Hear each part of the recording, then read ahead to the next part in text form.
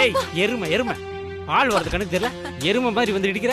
ஆமா, இப்ப நான் இடிச்சதும் நீங்க அப்படியே தேஞ்சு போயிட்டீங்களாக்கும். நானே தலை கால் புரியாம சந்தோஷத்துல இருக்கேன். ஏண்டி, குடும்பத்துல எவ்வளவு பெரிய பிரச்சனை நடந்திருக்கு, ஆள் ஆளுக்கு ஒரு பக்கம் வேதனையில் இருக்காங்க, உனக்கு மட்டும் சந்தோஷமா இருக்கா?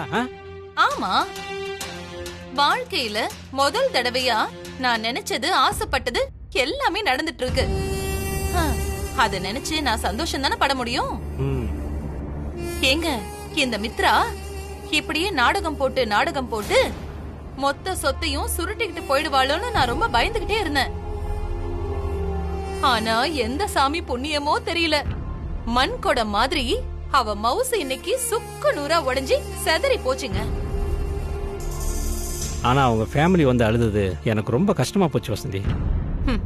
பாவம், ரொம்ப நம்பிட்டு இருந்திருப்பாங்க போல. ஏங்க, அவளெல்லாம் பார்த்த அன்னைக்கு எனக்கு முழுசா தெரிஞ்சு போச்சு, இவ ஏதோ ஒரு பெரிய ஃப்ராடுத்தனம் பண்றான்னு. அவளை நம்பிக்கிட்டு உட்கார்ந்துட்டு இருந்தா அது யாரோட தப்பு?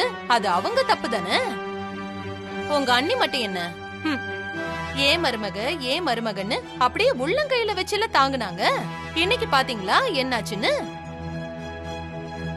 ஆனா ஒண்ணுங்க, உங்க அண்ணன் தான் இந்த வீட்லயே மலை மாதிரி அவளை நம்பிட்டு இருந்தாரு. அதுதான் என்ன கதைன்னு எனக்கு புரிய மாட்டேங்குது. அதான் அண்ணனும் வினயும் சொல்றாங்கல்ல, எங்களுக்கு எல்லாமே முன்னாடியே தெரியும்னு. அதான் தெரியும்னா அது ஏன் நம்ம கிட்ட சொல்லல? அப்ப இதுல ஏதோ விஷயம் இருக்குன்னு தானே அர்த்தம். இத பாருங்க, உங்க அண்ணனுக்கும் இப்பதான் விஷயம் தெரியும். ஆனா மித்ராவை காப்பாத்துறதுக்காக தான் அவர் பொய் சொல்றாரு. இல்லனா ஏங்க, இத தாண்டின ஏதோ ஒரு விஷயம் இருக்கணுங்க. அப்படி இது ரெண்டும் இல்லாம அவர் எதுக்காக இந்த விஷயத்த மறைக்கணும் சொல்லுங்க? என்னமோ வசந்தி, இப்போ இந்த குடும்பத்துல நிம்மதி போனதான் மிச்சம். அது உங்களுக்கு. எனக்கெல்லாம் இப்பதாங்க போன நிம்மதியே திரும்ப வந்திருக்கு. இத்தனை நாளா அந்த மித்ராவுக்கு எதிரா நான் மட்டும் என்னதான் பண்ண முடியும்னு தவிச்சிட்டு இருந்தேன். இதுக்கு முன்னாடி எல்லாம் அவளை பத்தி ஒரு வார்த்தை இந்த வீட்ல தப்பா பேசணும்னு வச்சுக்கோங்களேன், நம்மளையே வீட்டை விட்டு அனுப்பியிருப்பாங்க.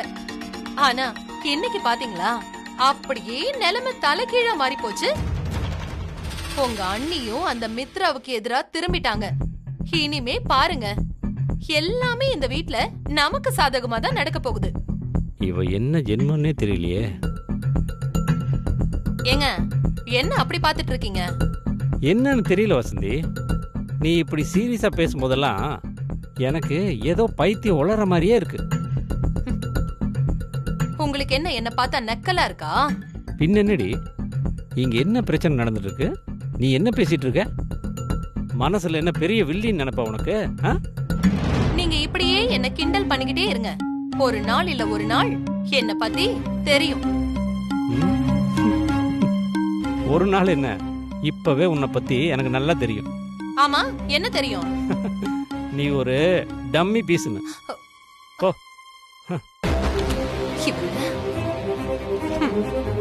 போங்க போங்க, சீக்கிரமாவே இந்த வசந்தி யாருன்னு எல்லாருக்கும் தெரியும்.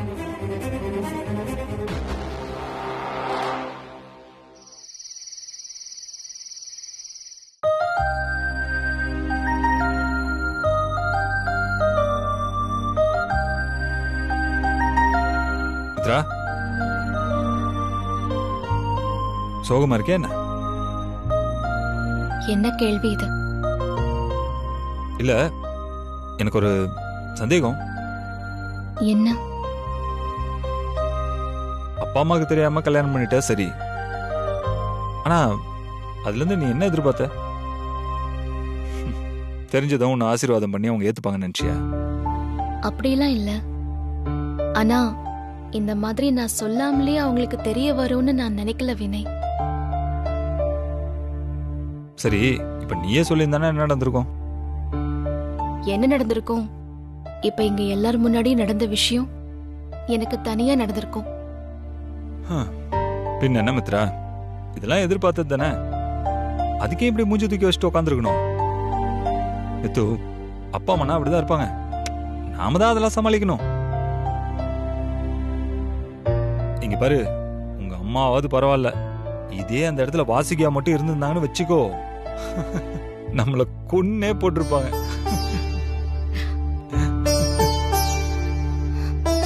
எனக்கு வாசுகி அம்மாவை நினைச்சாலும் கவலையா தான் இருக்கு. மித்து போதும், நீ ஒரு விஷயத்த பத்தி மட்டும் கவலைப்படு, எங்க அம்மா நான் பாத்துக்கிறேன், சரியா? சரி வா, நம்ம போய் சாப்பிட்டு வந்துடலாம். ஆ, இல்ல எனக்கு பசிக்கல. அது எப்படி மித்து உனக்கு பசிக்காம போகும்? வா போய் தெம்பா சாப்பிட்டு வந்து அப்புறமா கவலைப்படலாம். வா போலாம். Come on.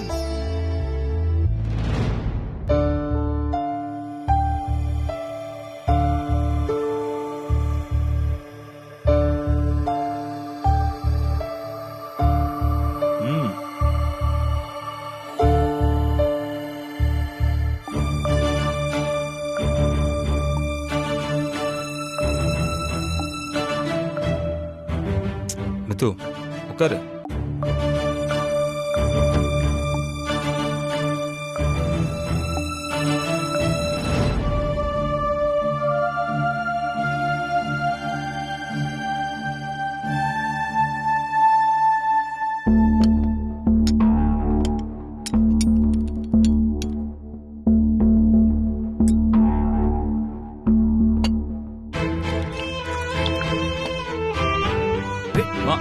வாசுகி, அம்மா நீ உட்கார் மித்து, உட்கார்.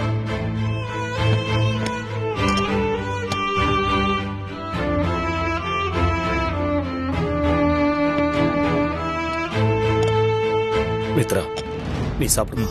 சாப்பிடு.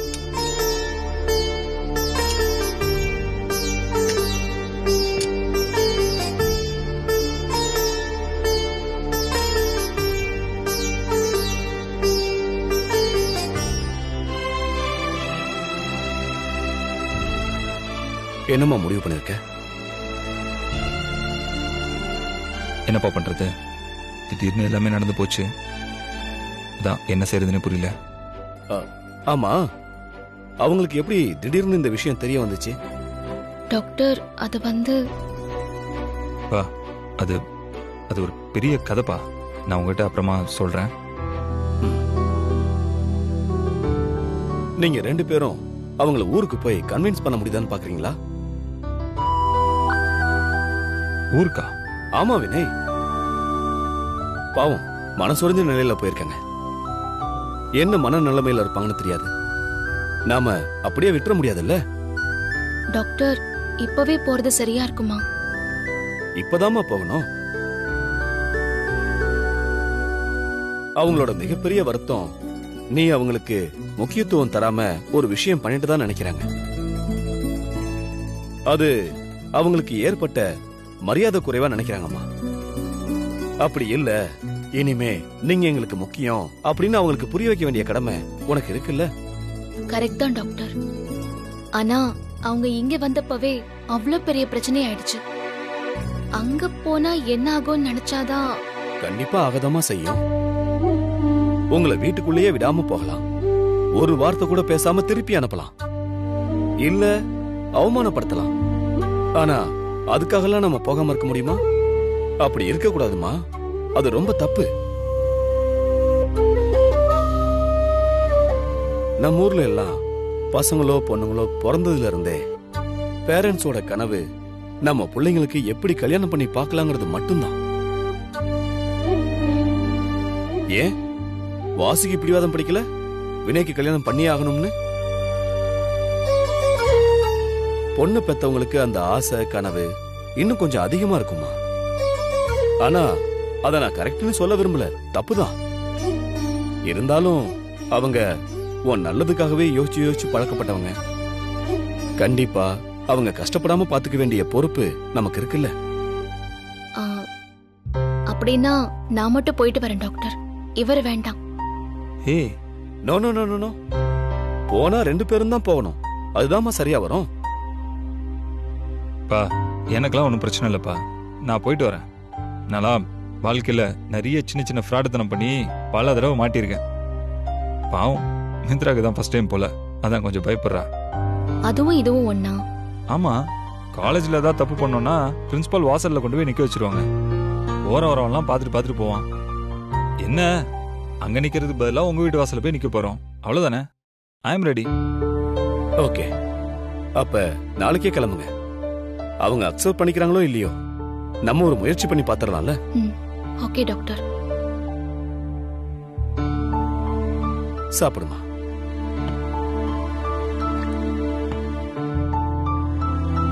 அவளை சாப்பிட வை. நான் பாத்துக்கிறேன்ப்பா.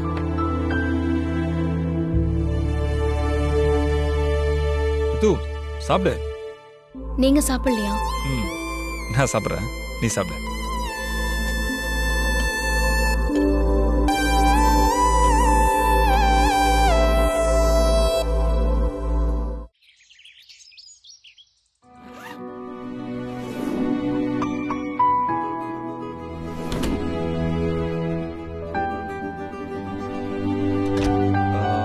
மித்ரா, நான் ரெடி, கிளம்பலாமா? வினய், நீங்க என் கூட வர்றது எனக்கு என்னமோ சரியா படல. ஏன் அப்படி சொல்ற மித்து? நான் செஞ்ச தப்புக்கு அவங்க என்ன சொன்னாலும் அதை நான் தாங்குவேன்.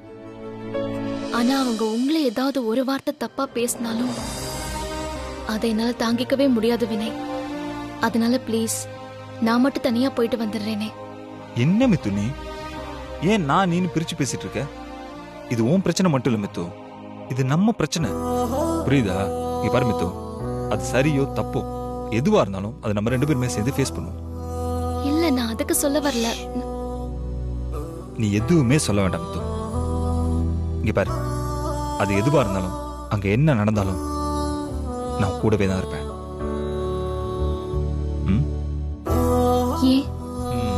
ஏன்னா because you are my wife. போலாமா? பேக் எடு.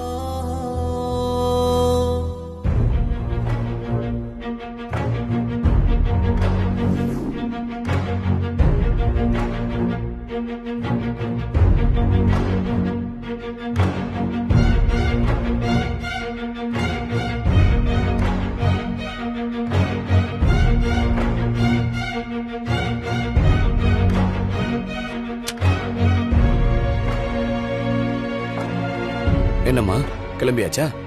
கிளம்பிட்டோம் டாக்டர். பத்திரமா போயிட்டு வாங்க. எல்லாமே நல்லதாவே நடக்கும்னு நம்புவோம். கண்டிப்பா உங்க அம்மா அப்பா உன் நல்ல மனசை புரிஞ்சுப்பாங்கம்மா. ஆமா டாக்டர்.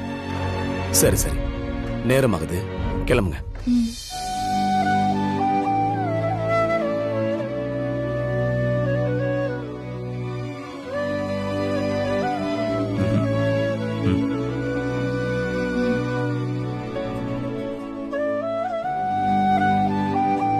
வினய், ஒரு நிமிஷம். சொல்லுங்கப்பா. அவங்க பொண்ணு பெத்தவங்க, நேரடியாவே காயப்பட்டவங்க. அதனால மனசுல இருந்து 2-3 வார்த்தை அப்படி இப்படிதான் வரும். அதையெல்லாம் பெருசா எடுத்துக்காம அவங்கள முடிஞ்ச அளவுக்கு கன்வின்ஸ் பண்ண ட்ரை பண்ணுங்க. சரிப்பா, கண்டிப்பா.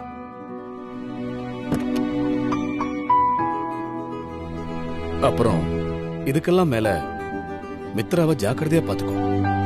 பார்த்து அழைச்சிக்கிட்டு போய் பார்த்து அழைச்சிக்கிட்டு வா. ஏன் சொல்றேன்னு உனக்கே தெரியும். இதெல்லாம் எனக்கு சொல்லவா வேணும்? சில்பா, நான் பாத்துக்கிறேன். சரிப்பா. அப்ப நான் கிளம்புறேன். பார்த்து போயிட்டு வா.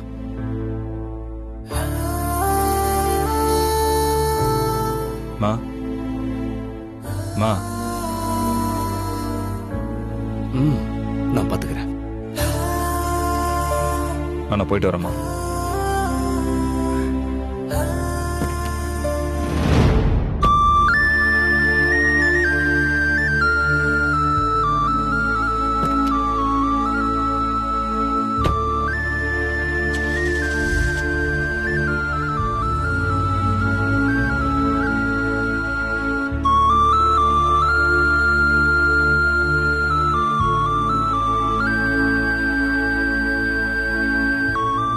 ஏங்க, இதெல்லாம் சுத்தமா நல்லா இல்ல. எது சொல்ற? அவளோட அப்பா அம்மாவை பார்க்க போறதுக்கு எதுக்கு வினய கூட அனுப்பிச்சு வச்சீங்க? இது எனக்கு பிடிக்கல. மித்ரா எவ்வளவு பெரிய பிரச்சனையை பேச போறா? போற இடத்துல என்ன வேணா ஆகலாம். அதான் வினயும் கூட போனா மித்ராக்கு கொஞ்சம் தைரியமா இருக்கும்ல, அதனாலதான். ஐயோ, எனக்கு அப்படியே தலைய சுத்துற மாதிரி இருக்க. ஆரம்பத்துல இருந்தே உங்களுக்கு எல்லா விஷயமும் தெரியும் தானே?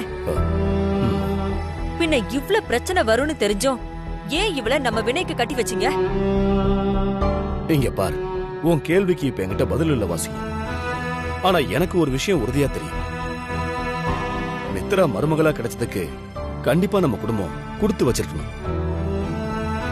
கொஞ்சம் யோசிச்சு பாரு, தான் குடும்பத்துக்கு ஒரு பிரச்சனை வரப்போ அதை சால்வ் பண்ண இவ்வளவு கஷ்டப்படுற பொண்ணு நாளைக்கு நம்ம குடும்பத்துக்காகவும் அப்படித்தானே துடிப்பா? உண்மையை சொல்றேன் வாசுகி, மித்ரா கிடைக்க நம்ம குடும்பமும் சரி வினையும் சரி ரொம்ப கொடுத்து வச்சிருக்கணும்னு நான் சொல்றேன். ஆமா, பெத்தவங்க கிட்ட சொல்லாம கல்யாணம் பண்ணிருக்கா. இதுல நீங்க இவ்ளோ ஃபீல் பண்ற அளவுக்கு என்ன நடந்துச்சு? இங்க பாரு, சும்மா கேள்வி மேல கேள்வி கேட்டுட்டு இருக்காத. எனக்கு தோணுச்சு சொன்னேன், அவ்வளவுதான்.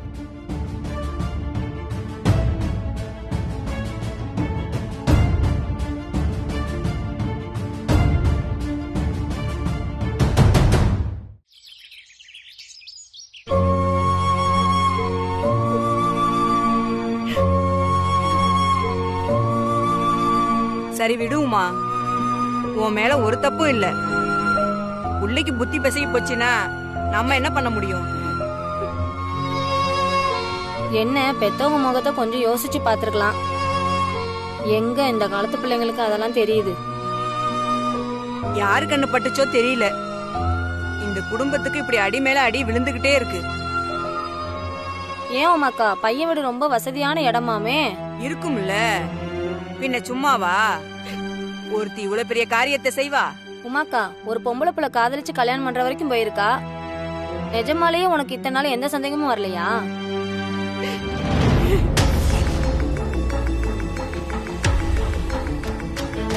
அத்தை, நீங்க என்ன ஆறுதல் சொல்ல வந்தீங்களா இல்ல புரணி தெரிஞ்சுக்க வந்தீங்களா? கண்டதையும் பேசி மறுபடியும் அவங்களை காயப்படுத்திட்டு இருக்கீங்க. ஆமாண்டி, உன் அக்காவும் இப்படிதான் வாய் துடுக்கா பேசிக்கிட்டு இருந்தா. இப்ப பார்த்தல்ல, நீ என்ன பண்ண போறியோ தெரியல. நீங்க ஆறுதல் சொன்னதுல போதும். உங்க வீட்ல ஏதாவது வேலை இருந்தா போய் பாருங்க, கிளம்புங்க. ஒத்தையா அழுதுட்டு கிடப்பாளேன்னு வீட்டுல உள்ள வேலையெல்லாம் விட்டுட்டு வந்தோம்ல, நம்மள சொல்லணும்.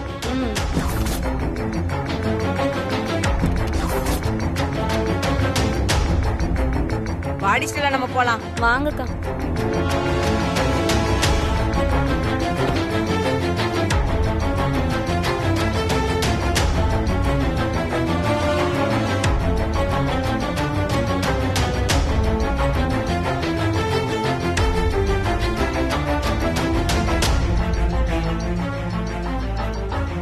பாத்தியாக்கா அவள? ஏ உமா, உன் பொண்ணு மாப்பிள்ளையோட வந்திருக்காடி, வந்து பாரு.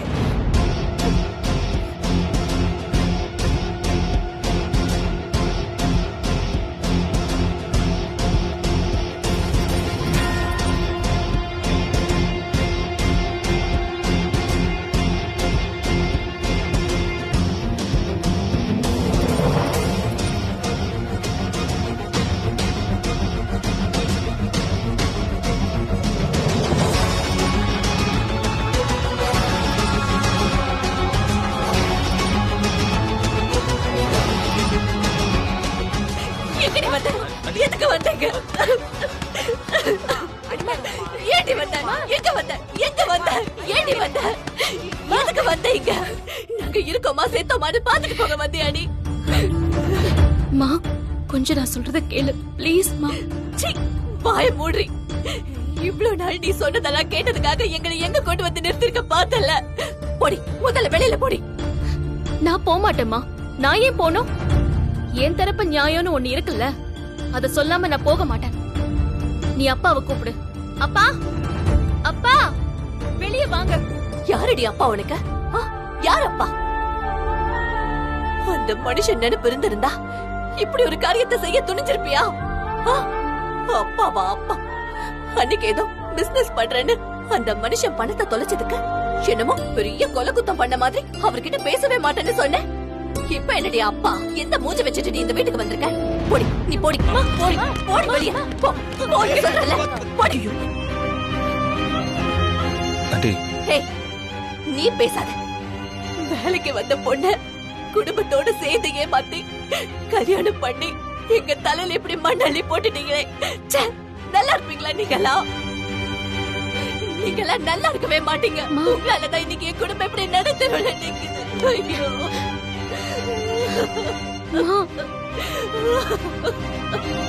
அம்மா, நீ வா போலாம். தரணி நீ அவ